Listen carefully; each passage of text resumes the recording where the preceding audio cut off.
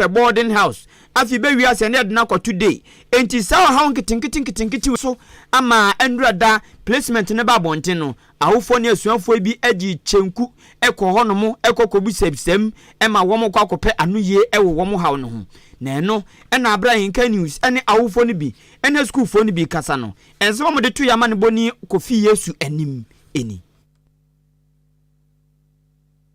Tia meba ha ni say school na meba no echusu ye ne enye day ope boarding school no su ye day nti na ye ba ha se ye pese ye be sisan school e ba e no mama ye mu bia e wa akra m koma ne nkokọ nti abase ya be placement na echusu schools na ni choices nanka o maye bi mo e wa akra ha se aman oya grade 17 but the placement no echo Equipping School of Deaf which me choose ye say bi akọ mistake bi now teacher for so I don't know. It made me buy for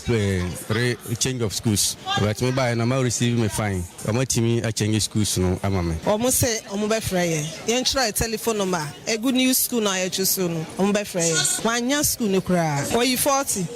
Or no choose ye choose tank engineer. I mean history region ne school at history region prepare. Yen tro school sa ye pese ye sisa no. Eno no mo say yen tro nti ya tro e dia mom. Omo say by Friday, ye beti omunkan yanti omunkan yansambra habium. We eye awufo ni bi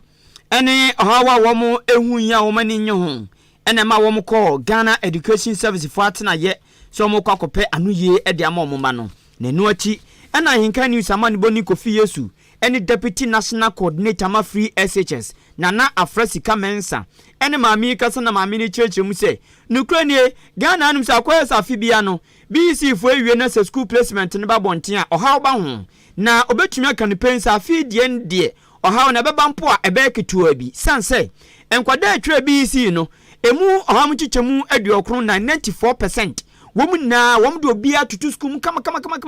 tena so hwema aka school fo beye 6% pe ena womu tumi mplesi womu ana ohaw abom de ho enti obetumi aka se afi die ohawa baba e school placement no ebe ketua bi na otwa ne nsem so na otre se o kama adihye wa achimoda adihye wa achimasene muamuo achim akroso muamuo achimasubu amanso muamuo kumase muamuo nkran takradi ho borgatanga walwale baby bia amuo mutie kase awie no so wakoti amanso wanchio baby a wo bia no osesa wo so ba suku ana opanya no ne de ma no enka de otwusu yampo ho ana bia ohaw bia ba ho a opeso okobisam na wo mo yen sakrai manwa wo saa nipa no hwe no wanfo kan firi baby a wo ankonkran dabi bomodin akọ emansina wom no mantema wom no regional wom no se ko regional ahinkrom na wom wo solution centers ni bi wono mo a ohaw bia de kodan wom pe wom behwe aso ano ama wo. Ushe auto placement na you release here na. I think you place a total number of 502,108, representing like 94%. So this, and I think looking at percentage wise, no, you to me place students of 94% at various senior high schools, technical, and then the TVET schools. Yeah, expect to say a chunk number of students with issues. Can say issues na can a minimal and no more money placement, you know. So there's a model self-placement portal obi abetumi akwa coach select schools say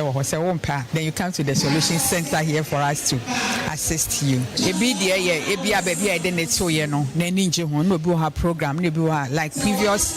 years na issues na e banana aba ye hwe na ya normal ye best parents ni nyina say ye national solution center but we every regional how ho na we the woman all the regional solution centers every region.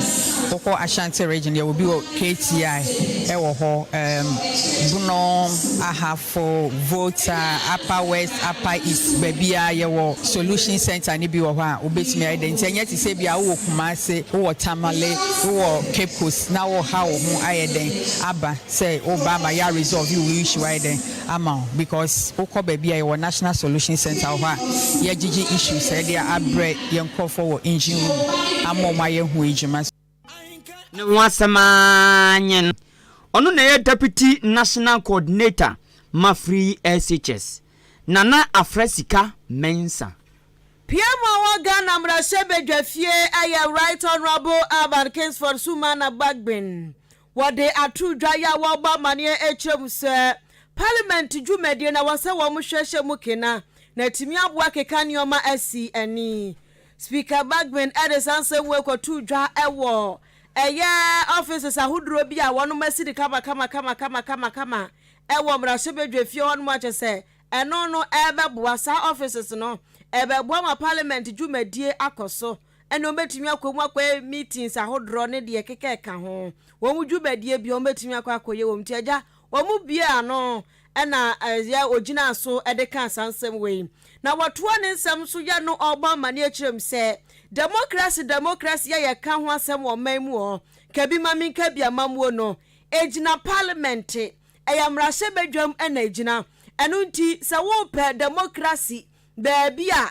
yɛde yɛ adwuma paa ɛyɛ mrahye bedwafie ɛne sɛ ɔso nti wɔ ka de akyerɛ mpanifo a wɔ man mu ɛna afei aban bi ɔbɛba abɛtena so sɛ parliament dwumadie deɛ ɛwɔ se wɔ mo hwɛ na ɛtototo yie deɛ wɔ se wɔ mo hwɛ na nkuntabuo ma pɛsɛ fa so kɔsoɔ no ɛne nyina so ɔmɛhwɛ atimi ayɛ no kama na atimi aboa ma kabi ma kabi no akɔsoɔ so ɔmo deɛ ɔma fa mu deɛ wɔ mu yɛ sɛ wɔn ma fa mu deɛ no sɛ gya wɔn bɛhwɛ na ɔmahwɛ na ɔmahyehyɛ emra ɛsɛ fata yɛbɛtimi aboa ma ɔmɛn akɔnkan ɛno nti wɔn nso ɛyɛ pɛ na wɔn hia aban no ɔte so no nso akyi gyinaeɛ pa eti aban no gyina wɔn akyi a ɛna bɛboa ma parliament dwumadi a wɔn nso die no akɔ n'anim wɔtoa ne nsɛm so bio ya no ɔba amane etwem sɛ ne sayo so nti no ɛwɔ sɛ wɔka de kyerɛ ɛyɛ mrahye bedwafoɔ so sɛ wɔn mu wadwumayɛ asudi da wɔn so papa Church of Christ fo nwum bi atuase asudi da me so saa nwum ne bi no wɔto ɛde ama wɔn sɛ ɛyɛ bɛto aba kokromoti kodi ayim krata so sɛ braba gyina mu ɛwɔ constituency na na mu mrahye bedwafie no ɛnya adwuma atoa ɛno nti wɔka de akyerɛ wɔn sɛ wɔn so ba wɔn hwɛ keka nneɛma ensi ani wɔn mu hɔ wɔn mu pɛ sɛ wɔn ba hɔ nyinaa parliament ba deɛ wɔse ɛyɛ ɔman no ade hiadeɛ ne yɛpere ne kane enti wɔka de akyerɛ wɔn afei so wɔka de akyerɛ wɔn sɛ amamuo ɛsɛ fata kroje no obi a to nani ɛhwɛ sɛ wo MP no wo mrahye bedwani no hwɛ na enkoso enti dia Ghana fo hwehwɛ free ya MPC fo hɔ no wɔsan so toa ne nsɛm so bio ya no ɔkyerɛ mu sɛ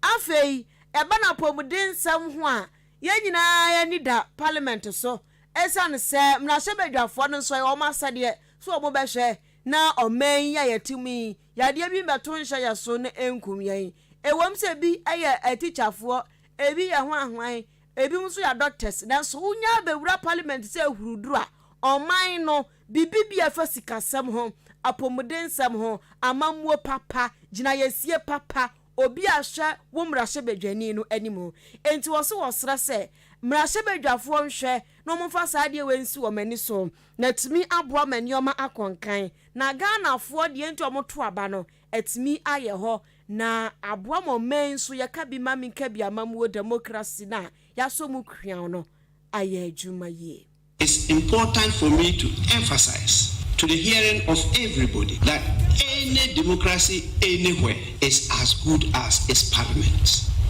If the people are to benefit from democratic governance, it is the parliament which is the mirror of democracy. That is the focus that should be strengthened. Because apart from lawmaking, it is parliament that has the only function of oversight. And it is parliament that should ensure that our collective efforts, whether in terms of energy, in terms of resources, in terms of trust, is properly applied to the benefit of everybody. So strengthening parliament is not just the duty of parliament, but of everybody. And we have to work together to make sure that our people don't suffer and struggle to elect us in vain.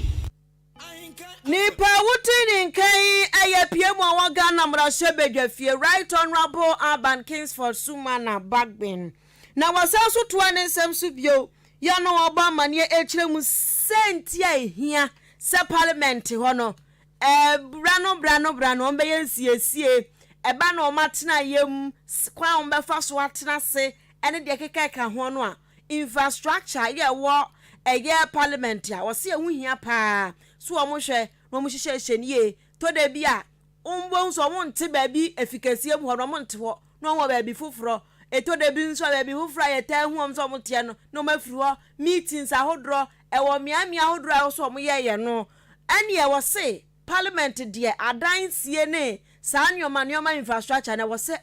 ekoso pa eno nti wo ka de akira ban bia so omo ba pa mo nhwe na parliament dwumadie no NCP sita ne ye kan wo mo so ne yesi ebesipi sita na infrastructure enso kan wo se enu bi na asia nei wo mawie offices afoforo mo chiawa eno so parliament for ebetena mu edi wo mu dwuma so se obo aban na baso wo mu anso mrahye bedwafo do so wo mu ayade enti yempre wo mu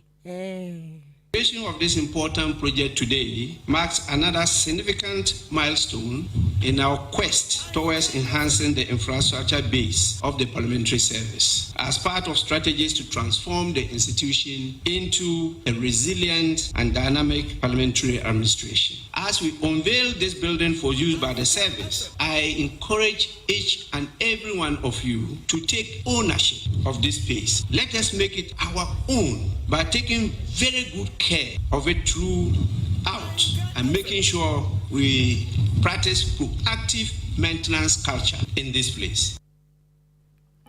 Any outie ye ayapiem wa Ghana emra sebedwefie. Right Honorable Urban Kingsford Sumana Backben. Yempim ko yanim ewa wi apram tobra kan kase ni mo kai say obetumi do adwentra fa 0533 898915 yete akua afrakoma studio ene ukonti honhom ne kakra ewum na ensam no de me koso eye amanyosem kane mampani John Dramani Mahama mprempren ono ne dia nimu se oprem na mampani akonya no ewo ndc amanyoko ne dimu owura John Dramani Mahama de atudwa so kai biribi atwam na ne vice president owura pakosi emisa ata nyamefo ne kranse ye o atona nanu monsedo Osi NPP for Busano and some makumako or Hani Edioson 170 questions. Say Onyano mo musisi. Nanu no John Dramani Mahama say. Ono de obuse numpe o musabebere obusa question makumako enum. Dr. Alhaji Mahmoud Bawumia ene otu frankama NPP amonyoko premampeni akonya no. Onyi sansam na no ema no. Owura John Dramani Mahama ne wakopiem ewatifidu mantemu. Wa abroad ne ntobo aginam gidigidia asokumu honomo eno owura John Dramani Mahama kasa na ekotofo sikasem so ana o se mamemfa akonya we so na membusa owura Dr. Alhaji Mahmoud Bawumia ensem makomako enan eko enumpe ensemfu a obusa ye no edikan owura John Dramani Mahama se Dr. Bawumia mra bonti mechirem die ntia sesi o de $1 o sesa $1 na Ghana 17 cedis $1 17 Ghana cedis adentia omra mechirim ebiem obisan sa adenti ana Ghana ekayede every 120 billion Ghana cedis across 767 billion Ghana cedis enfi watwintem ena afid adenti ena inflation nso apagya kodu ohomchichemu aduonu 9 54% eno krakra no osi adenti ena womkobbo bosia 42 billion every Bank of Ghana eno nso owura John Dramani Mahama so srada akrodon to akrobru owura John Dramani Mahama ebisa Dr. Bawumia se sansem makomako enan omra bontin emenyia no no nchirechirem die ntia akobani sei. He posed 170 questions to my vice president, Emisata. He should go and answer the 170 questions himself. Indeed, he shouldn't answer 170 questions. He should answer only 3 questions. 3. Why is the exchange rate 17 cedis to the dollar? Question 1. Exam. He should come and write. Ezu. Why has Ghana's debt risen from 120 billion to 767 billion in 8 years? Question 2. He should come and answer. Question 3.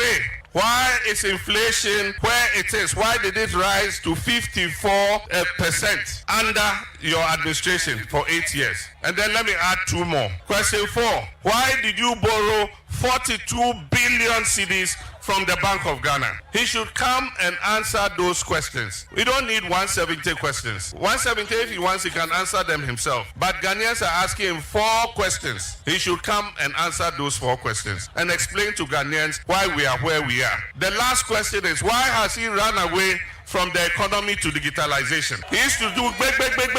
about economy. Today he can't mention economy. It's not in his vocabulary. Anytime he opens his mouth, digitalization. Come and talk about the economy. That's question 5. 5 questions. Tell him. You should come and answer them. The more than was you. Eti Dr. Alhaji Mahmoud Bomia nipa na okasei eyowura John Dramani Mahama Frank Tunima NDC amanyuku osi nsem makuma kunumi omeya no Jankwa yanim ewo ensamfufro emu awia pram to braka nkasebo ene wasungu so awutie Ahenkan 93.3 FM so no na wo kira wadwen 0533898915 0533898915 na wodo adwen chana ba Facebook ni YouTube nso yedem na Frank Akrania bedi akire Adema National Democratic Congress NDC amanyoko no ya Professor Nana Jane Opoku Ajeman wono nso apiemu asante mantemu tubigumu bone ntoa na ne ntoa bone mu no o kire mu se asantefo atede papa ewo John Dramani Mahama Ghana mampani dada na mamuo mu pen enu nti wase ebra na so sasantefo ete wonom aka ema NDC amanyoko no hu sampa ebra ye aso aba ene na Jane Opoku Ajeman Professor Frank Akrania bedi echedima eyezu eyaza amanyoko NDC etwa ne nsamsu bio ya no o chem se abra na John Dramani Mahama te adwa so se mampani no wurampoa eni asante mantem o hiri nyoma guo papa empuntoi ebusu se pom ene ebusu wura esa busu jigijigi epe otobo msikatu empuntuo tuo ewo bom mpuntuo tuo pa empuntuo tuo eye meti pe santan kajetia market kakraka ya ketia market kakraka wasi wo honomi wose eye Mahama na zi nya ba bia na zi ya no fo mi klemia na ato atwena vefe ba bia ya na zi ya na boa na ato afa ho sansa de ade wono na odi enya de kom ede no wose nipa wo si ye kejetia dwa kese no eye John Dramani Mahama na ya no fo ba ya MPP fo ba ye kokwasa fesu ese kwa mode hihya so na ka market ni ejane na so kiko no wa monye wo matwi wo mani aboye mfi taduku ene ade ye nti obi anyom na ahyem ena gungure Simon se mensamo esa ne so wo mo sa ubusa wo mo sa MPP fo ba ye moya ade a was ya comfort no children you know ye na esi ma de aka no so momra office na momeje e wontimi mfa ne nsa ensisu sade wei MPP fo no ye enti wose NDC fo do mu ye adwuma pa e wasantema mu okejetie wetimi aka se ahyase nyina wo mu anom ye MPP fo ba nkeka adepa kwambeto so mu nto aso anwen ne se debi omne nam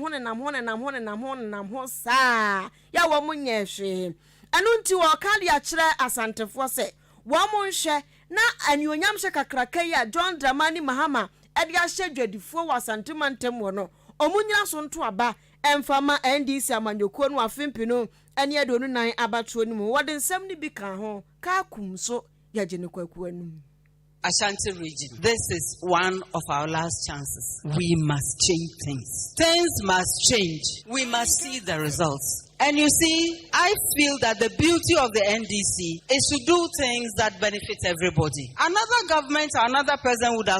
have said that you never vote for me, so why should I go and do KJTR? Did NDC ever do that? Did Mahama ever say that? So why can't we vote for him? What is stopping us? I want to understand, because I don't. So the second phase has not been done. And you've been voting for a government all the time. You've been giving 80% and huge percentages, and the second phase has not been done. Why do we vote? What is the essence of voting?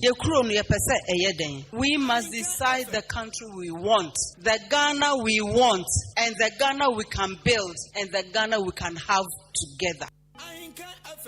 Eni awutie ye eye Frank Akrania bedi akire Adema NDC amanyoko no Professor Nana Jane Opoku Ajeman. Bishop Samuel Owusu say nukroni oyenyame ba obenyame otumi de nsa so nipa etu nipa so hiri baba nipa no yade na away echese onipa bisa no nokre ene motro mojo pesami nkumnya wo mani nye ho e wo machiwade kase pa wo mo pempempempempe na so ben Nyankopon pa bishop de atuja se be oben Nyankopon ti asem bi oba beka no nokre trodo na ontwantro oso obetumi aka ni pensa afia ba ye ba beto no Ghana ba kwasemu ni na we ya ba to ba ko a chese ebeye hu pa na ano be ye den ento ka mo obia dan ho so na ade nso de se hu de be kwa e so obo ho se de bia okoduru wono mo a obehu de obeye enti Bishop Samuel Owusu a oye United Nation Peace Ambassador e de se dia kwa ma Ghana empenifo ni na titru ene amanyofo ba no dafo no national chairman national executive secretary treasurer organizer flag bearer sangrofo ni na no ena Bishop Samuel Owusu dia de sedia chope mu odin kwama wo mu esanse nkrofo yi o kyase afia ba ye ba beton anibre wom papa anibre wom pa na okan sa asem ni we ya pe ena ofa akonya so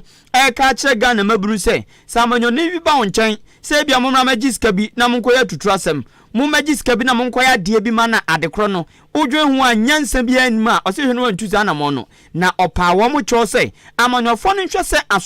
asomdwe bada o makoma so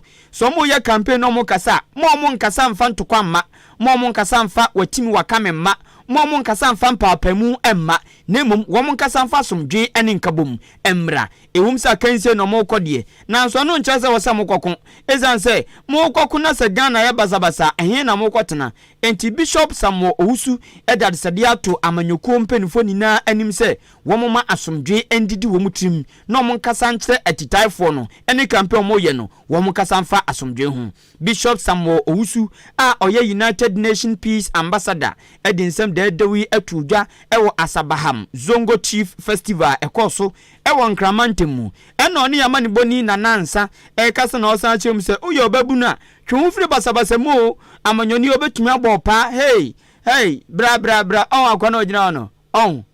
fa ba ko bonu kwanti mame ampanso bonso hu skanti no ani bo kamem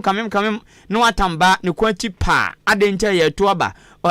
o your position oni mani nhia waye mi sei watami obi abato bre na apeso mafia no saa nyoma ni nna no osofo Bishop Samuel Owusu kire se enya de papa wo se nipa mpo adwen hu into this adesede ene achopa ato Ghana mabunanim ene amanyofo nina anim se abato ne de ebehu nanso yenhwe ntoto anamo ye toto anamo ye a ebe ya adwobro election ebi ma Ghana da nti yesere se asomdwe hu dawuro no yebebɔ no kese pa because ye hia wo hwɛ de esi wɔ parliament na wo hwɛ se de basabasa esa se peke mentem ho ase time aka yi de wasan ke tumi mpanifo tumi lead by example no mo kyerɛ se omo dwen ɔman ne ho ɛne ɔman na asomdwe na government business kurom a nkrɔfo afifiri mu ɛne ɔmo a ɔmanya problems ɛwɔ election mu no ɔmo abra bɔkɔsi sɛn politicians said ɔmo kɔsi sɛn Bishop Samuel Owusu san to asokan biem se ekono nkwanko susu se aban empa osika bi anto no mo a se sika no se yekoto aba na ebia basabasa bi kosi na enamso obi kopira etoka ko obi nan obi de aba ko bo obi aso ntem obi kotwa obi anu so te se police ni otwa sotro ana so obi kopira obi ewa abato no mo a na nke de safoto no ahwe nipa no ezansa afimpiru ne aduno 2020 aba yekoto ya ebinum kura fa so wu ye no ebesi na aban hyedantu anamo obi anfa ho empatesika bia nkoso oni abusuan bia nhia ndia no bia wo mo prepelpel ye ma obi a di opra enso se apache na oye na wadane apache se nani no kobo ya wakobo nani se ne nsa no mkotwa ya yatwa ne nsa tin ewudie bi ana edem bi no kodi wabato no mu a sankofo ni na da so te wono ma obi a emfi wo mu eti Bishop Samuel Owusu kire se ono de nkosusu se aban empa foto bi ento na se ekoto ba bia na se obi fa abato no su prape ne de sa foto no ahwe no yeni fan bi kura okrom ha obi kura pra ewo election mu a yede beboa no sabi oman no ntumi enwene ho se ekoto aba na obi pra na obi wu a yenye den yenye bibi ma no nti no kura me so jese se aban no entumi mfa foto obi ntu baabi a sabi se koba se bibi poba na obi ko firim ewo election mu a yenyina ekoto de yi pani a yatumi de aboa na busua nanso so me musa na me nhye obi ankuna se onkoye basabasa unhu se ntokwa bi ba enko ho unhu se ansam bi esi enipa epu ene niama ne ade dwane na wo kra ehu hia ene wabrabɔ no hu hia na mesrɛ sɛ obiara emmo na somdwe ho ban. Peace begins with you. Sɛ wo ankasa wa nhunu sɛ ɛfɛ ne sɛ wasomdwe no hu hia wa obi bɛtɔn wasomdwe na de ama wa ankasa ne bɔ nso wɔden a nya de abetimato. Onipa mote so ka United Nation Peace Ambassador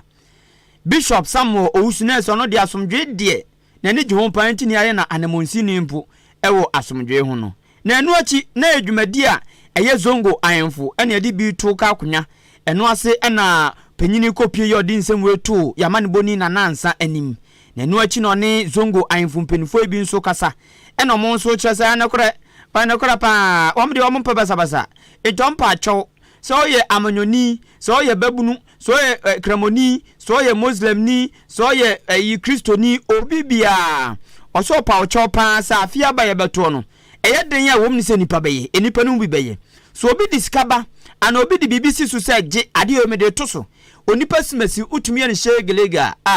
mesumema o shegelege onipa simasi utumi ya ni se ya mesumema o sei o se ndo onim se ye den ya amanyofo ni bi beye na so zongo ayemfo mpenifo ne kire se omo pa chew wallahi wakuba mo bia ntu sana mo ni bi Your election era, the election era, you want ye two for there in Branton and Ketesia, ye na yen show young ye, Namayan Kong coaching assembly mba ye boost me for na programs where ye and the Apache, ye bet them was there, Musu Moye,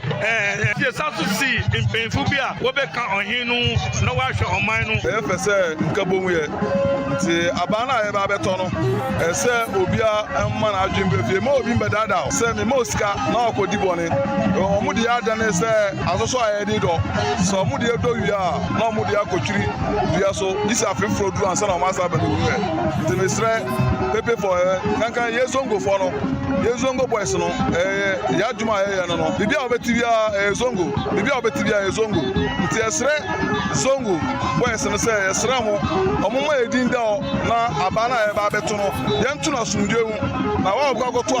aba ba ese omra mbeda ofie se frena o party winia no afansa so party win so no afansa we aye zongo ayemfo mpenifo ni bia wo asabaham ewo nkramumpuni mantem na ne yamane boni na nansa ekasaye ma yendi dwai ye wia ya toaso ahenkan keda fest dwumadie no eba so ti eya na wahye nso nyame ya domo a 23rd November 2024 memenda bekoso ewo abuabo de backgrounds suku ahodro omuti ye omoko grand finale ni bi eye Jodro Integrated School ewa chemda Hector International School ada Living Bread International School abuabo Presby ena Asene Salvation School oye jumeko bi na pesa oso ya sen 0244878763 0244878763 and 0245204895 0245204895 Ahenkan Keda Fest where talent meets fun. Se bibi besu obi manso amwati bi ehubia na ye television TV se bibi bekoso radio so amwati ehun de ekone de ba na se radio ene se opeto se bia bibi so ebekoso ofia be ya aduane bi aduane ne nsa obebo ho ban sa nwuma wani na no ye wo ho akade ho nyame adom nyankopon adom broni amasan fidie waye bia ba papa ye fe home appliances utumi ye iron watare na de to na efefefe broni waye fridge oduane na de ahyem enso na de ahyem ebebo ho ban ense no so obese enwunso na chili ne kama obese blog nso ebe ne blog nyame adom broni adaroma waye air conditioner ba air conditioning se ebiesi opebrempa na se bre a ohyewo mu a eno aso ohyewo ba ya na waso air conditioner na ebo papa da nyunyunyu se ye awobre nso a no aso de ato heat ebebo heat ebemo ahye pa avinzo broni adaroma waye fidie a esinuama afidie esinuama hwampo na dadwe ho da se fidie di sinuama baba obi ananwe ho da hwan ye da sori a ye dwensa de do anadwo a ye de ujafti be ba kobobo checheku ani ye be nam hwan na ekwadwon se ekoya fidie de sinuama broni adwen ho ye biaba sesi abawiase eye common nanso nkofo bebre pebi wo mutumi nto ne buo ne nti ene ne papa mu no wo munya mepacho washing machine nuama mbobɔ su ni nano ebusu se tam ewo di media network koya kache wadaroma ne koto de opebia saw nuama we wunya bigu fia emafia setena de papa blender uye bibia ne wayama wie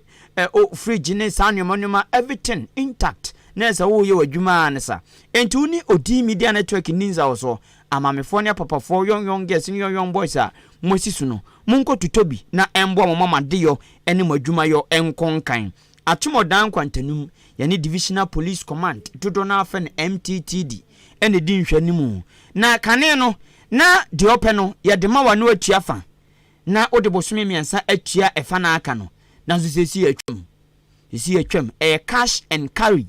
enti udu sika ba na abeto na atua na ode ko sesi emfa mfiri biem enti ko na kohwe na yudie 0539 500514 0539 500514 Odi Media Network yenin ma yankwa yanim ewo ensamfufro emwen Ahenkan FM ube piemu ewo asante mantamu kopiemu hono mo arehosem bi asi na ewiase na nkasa no